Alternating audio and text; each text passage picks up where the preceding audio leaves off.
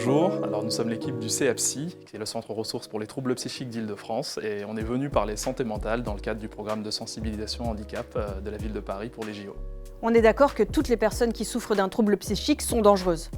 Alors c'est totalement faux, il n'y a pas de lien direct entre la santé mentale et la violence, c'est vraiment des idées reçues, c'est des stéréotypes qui sont entretenus par les faits divers ou le monde du cinéma, mais qui ne correspondent pas vraiment à une réalité observable. D'ailleurs, il y a des études qui démontrent que les personnes qui souffrent de troubles psychiques sont plus souvent victimes de violences que le reste de la population. Moi, j'y connais rien, je suis pas professionnelle, donc c'est pas à moi d'intervenir. Tous les citoyens peuvent intervenir. D'ailleurs, il y a une formation qui vient de se déployer en France et qui est en cours de déploiement en France, qui s'appelle les premiers secours en santé mentale. Les professionnels sont indispensables, évidemment, pour le soin et le suivi des personnes qui souffrent de troubles psychiques.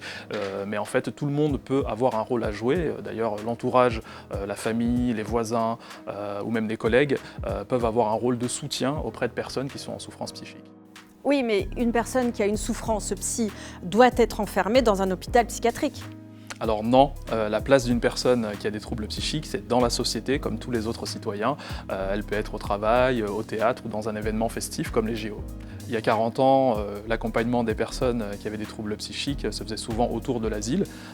Mais aujourd'hui, on est plutôt dans une démarche de les accompagner dans un parcours de rétablissement. Ça veut dire avoir des projets d'emploi, avoir des projets socio-culturels ou grand public. Donc voilà pourquoi il est important de s'éloigner de ces idées reçues pour organiser des Jeux Olympiques le plus inclusifs et festifs possible. Merci Aboubakri de déstigmatiser ces idées reçues. On va maintenant écouter le témoignage de Nicolas. Bonjour Nicolas. Bonjour Marie-Letty. Ça signifie quoi être père aidant professionnel ?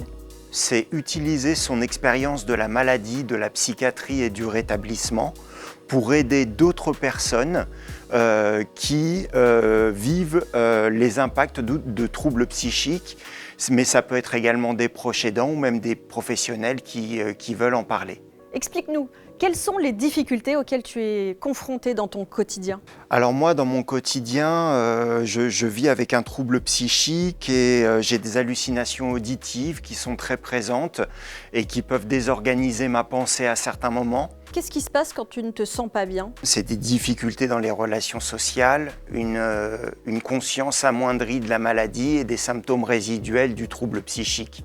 Je peux être en proie à une respiration qui s'accélère, à des palpitations, à une certaine forme d'angoisse et d'anxiété et qui peut se voir. Et quand tu n'es pas bien, est-ce que cette situation représente un danger pour les autres ? Je n'ai jamais été dangereux pour mon environnement. Mais lorsqu'au début de la maladie, je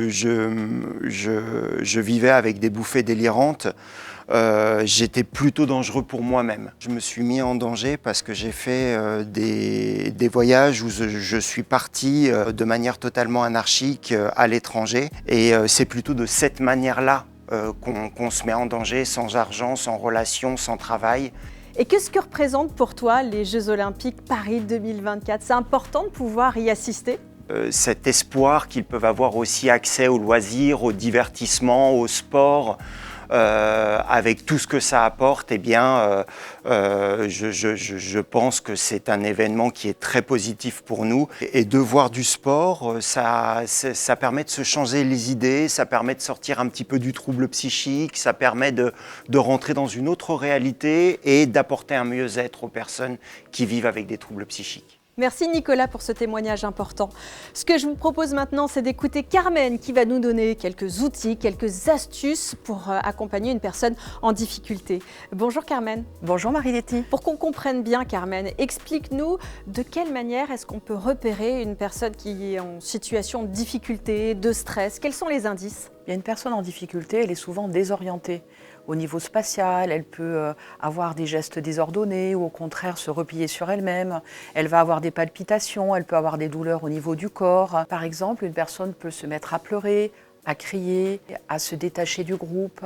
Elle peut se sentir complètement un peu hors réalité. Ces troubles ne se voient pas forcément, mais intérieurement, elle peut être vraiment en grande souffrance. Donc là, il est important de pouvoir repérer une personne en difficulté et de l'accompagner.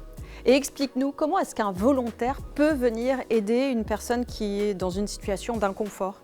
Il faut aller vers la personne, déjà se présenter en tant que volontaire, peut-être lui demander son nom, son prénom, pour s'adresser à elle d'une manière beaucoup plus personnelle, avoir un langage très respectueux, prendre le temps d'écouter la personne, qu'elle puisse vous expliquer ce qui se passe pour elle, avoir un langage clair, parler lentement, ne pas avoir de jugement, même si elle a un comportement un petit peu irrationnel et irrespectueux.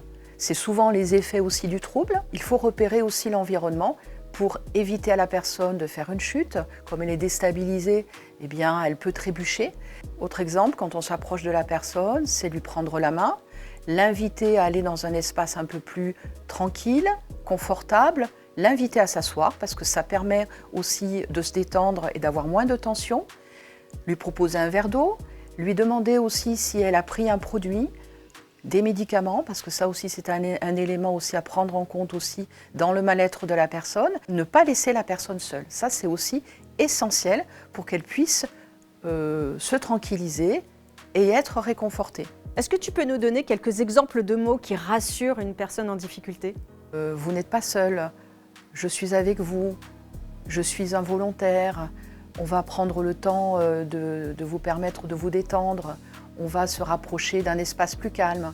Vous voyez tous ces mots qui vont pouvoir réconforter, de permettre à la personne de se dire que sa souffrance est prise en compte, est comprise et elle va pouvoir être aidée.